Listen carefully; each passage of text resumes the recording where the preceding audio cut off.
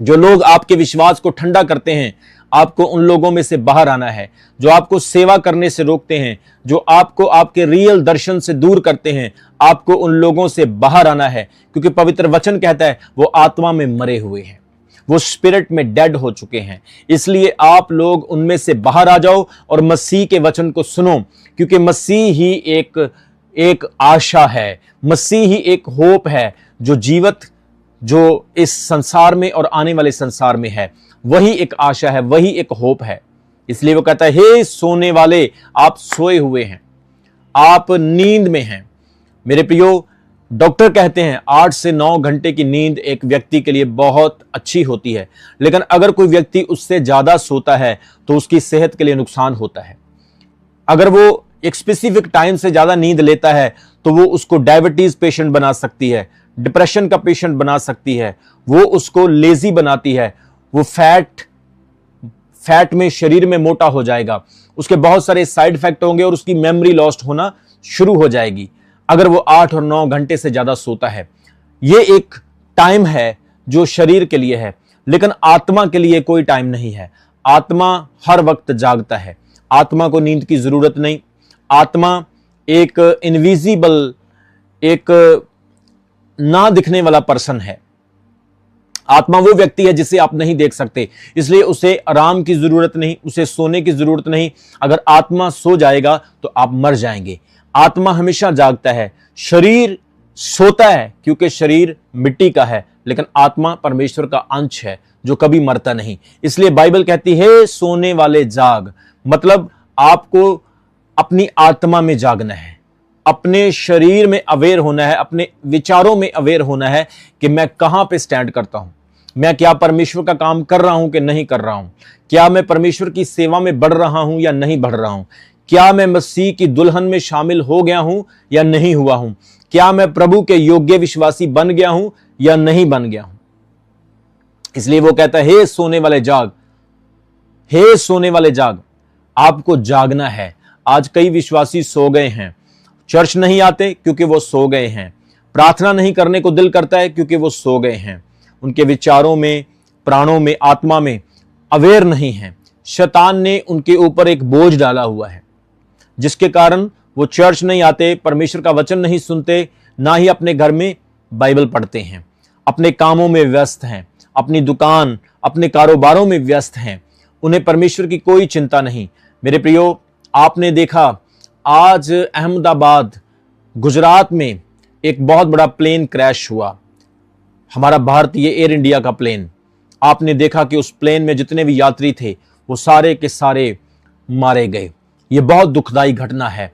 क्या वो जानते थे कि जिस प्लेन में वो बैठे हैं वो प्लेन जिंदगी का नहीं, मौत का प्लेन है? क्या वो जानते थे कि जिस प्लेन में वो अपनी मंजिल पर जा रहे हैं, परंतु उनकी मंजिल आज कुछ और होने वाली है? क्या वो जानते थे कि ये सफर उनकी जिंदगी का आखिरी सफर होने वाला है?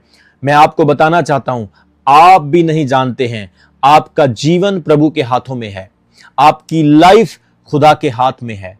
आप परमेश्वर के परमिशन के बिना यहां वहां नहीं जा सकते हैं। इसलिए परमेश्वर आपको मौका दे रहा है, आपको अवसर दे रहा है कि आप जितने भी लोग हैं प्रभु में जागें, प्रभु में सोए नहीं। पिछले दिनों में चर्च में एक लड़के का एक्सीडेंट हुआ, उसका पूरा खोपड़ी ऊपर से उतर गया, उसका ब्रेन पूरी तरह से डैमेज हो गया और डॉक्टरों ने उसे मरा हुआ घोषित कर दिया। बहुत प्रार्थनाएं हुई, उस लड़के को प्रभु ने सांसें दी, उसका रिकवरी हुआ, वो ठीक हुआ और उस लड़के का दूसरा जन्म हुआ। मेरे प्रियो, सोच कर देखो, अगर वो नहीं बचता तो आज वो इस दुनिया में ना होता। आपके साथ कुछ भी हो सकता है। इस दुनिया में जितने लोग हैं, किसी के साथ नेक्स्ट मिनट्स क्या होने वाला है वो नहीं जानता है। आपका जीवन परमेश्वर के हाथों में है और परमेश्वर ने आपको और मुझे इस संसार में इसलिए भेजा है कि इस संसार में रहते हुए हम अपने जीवन के मकसद को समझें, हम अपने जीवन के मकसद को अंडरस्टैंड कर सकें। इसलिए वो कहता है हे सोने वाले जाग और मुर्दों में से जी उठ, मुर्दों में से जी उठ। ये संसार मुर्दा है। आप अगर कहेंगे कि मैं उसको बचाऊंगा, मैं उसको बचाऊंगा, और आप अपने आप का नाश कर लेंगे तो आपको कोई लाभ नहीं होगा। आपने बचे रहना है, दूसरों को बचाना है, परंतु ऐसा नहीं कि उस दौड़ में आपने अपने आप को नाश कर लेना है। यह संसार मुर्दों के समान है। इसलिए वो कहता है, हे सोने वाले जाग, मुर्दों में से जी उठ। ऐसा ना हो कि तू पापियों को बचाने के लिए जाए और खुद पापी बन जाए, शराबियों को शराब से, नशे से छुड़ाने के लिए जाए और खुद नशा करने लगे। ऐसा ना हो कि तू व्यभिचारियों को वचन सुनाने के लिए जाए और खुद व्यभिचार करने लगे। वो कहता है, हे सोने वाले जाग जा और मुर्दों में से जी उठ, तो मसीह की ज्योति तुझ पर चमकेगी। मसीह की लाइट क्या है? मसीह की लाइट है कि आप दुनिया में रोशन बन जाएंगे, आप दुनिया में एक चमकदार, एक आशीषित व्यक्ति बन जाएंगे। अपने परिवार में आप सबसे ब्लेस्ड होंगे, अपने घर घराने में, बच्चों में सबसे ज्यादा ब्लेस्ड आप होंगे, क्योंकि आपके अंदर मसीह की ज्योति है। आमीन। आप वचन में देखें कितने लोग हैं जिनके पास प्रभु की ज्योति थी और वो दुनिया में अलग चमकते रहे।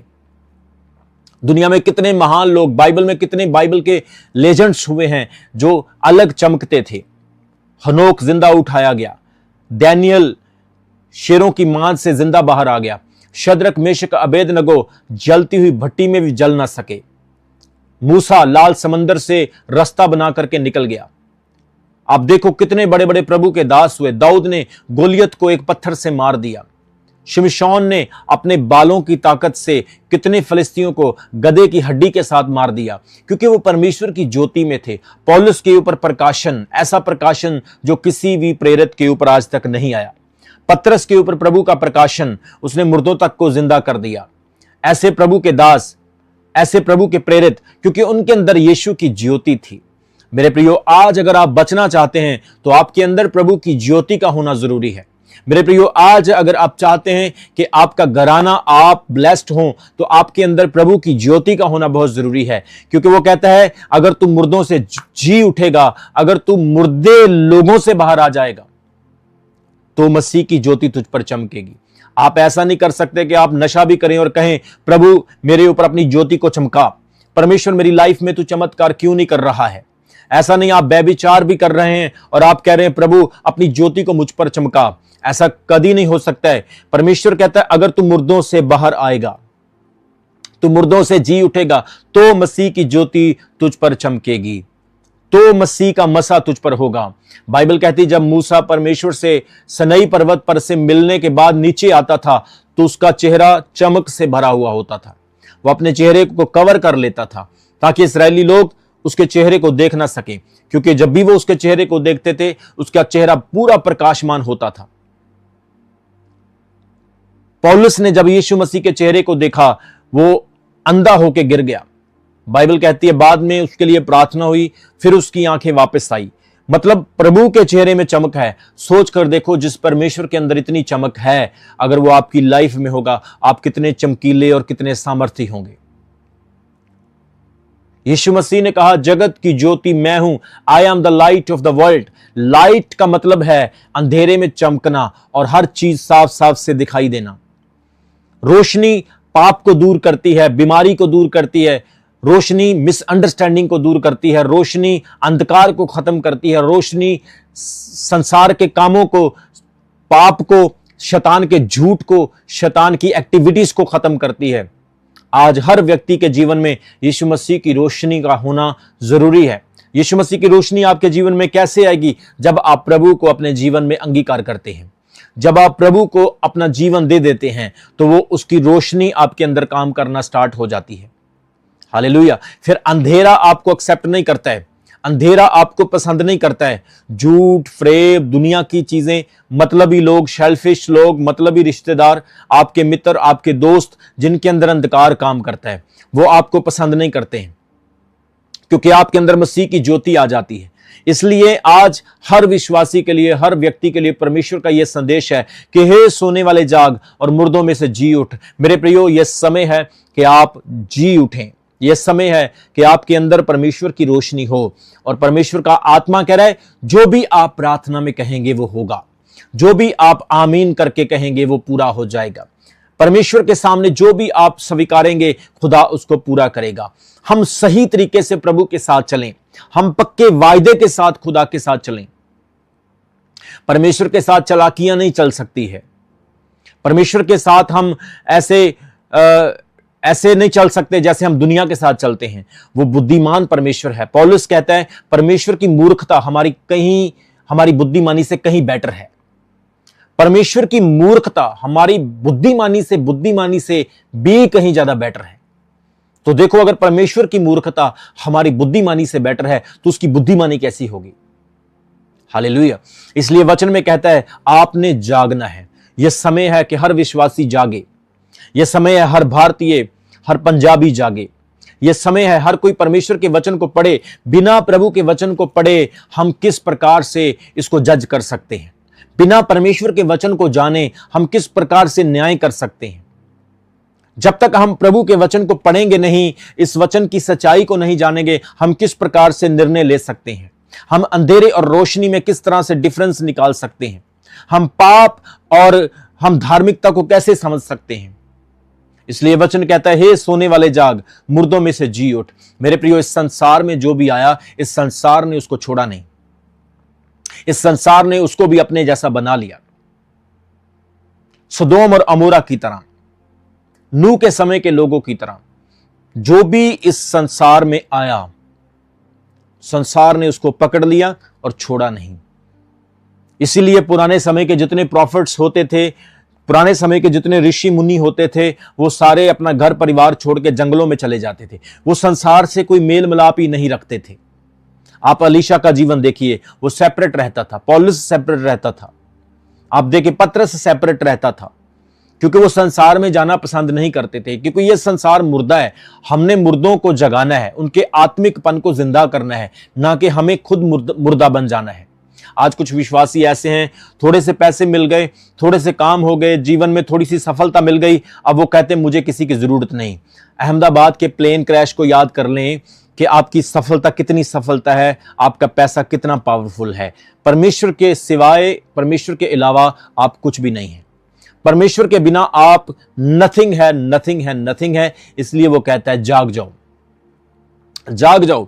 परमेश्वर ने अपने दास को खड़ा किया है आपको समझाने के लिए, वचन देने के लिए। परमेश्वर ने अपने प्रॉफिट्स को, अपने दास को, अपने प्रेरितों को खड़ा किया है आपको वचन देने के लिए। अगर आप नहीं समझेंगे तो इसका भुगतान आपको करना होगा। इसलिए वो कहता है हे सोने वाले जाग, मुर्दों में से जी उठ, तो मसीह की ज्योति तुझ पर चमकेगी। मेरे प्रियो, शारीरिक नींद तो है ही है, आत्मिक नींद होना बहुत ही बुरी बात है।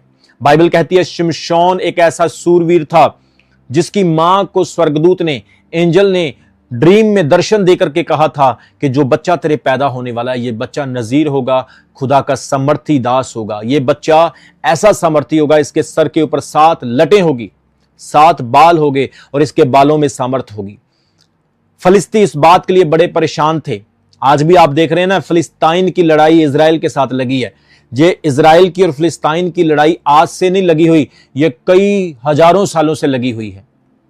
और उस वक्त भी फिलिस्तीन जो थे वो शिमशोन के साथ लड़ रहे थे, जो एक इब्रानी था, जो एक यहूदी था, और उसके वालों के अंदर सामर्थ थी। फिलिस्तियों ने बड़ी कोशिश की कि उसकी सामर्थ का, उसकी ताकत का राज जान लें, लेकिन उसकी राज को, उसकी सीक्रेट को नहीं समझ पा रहे थे।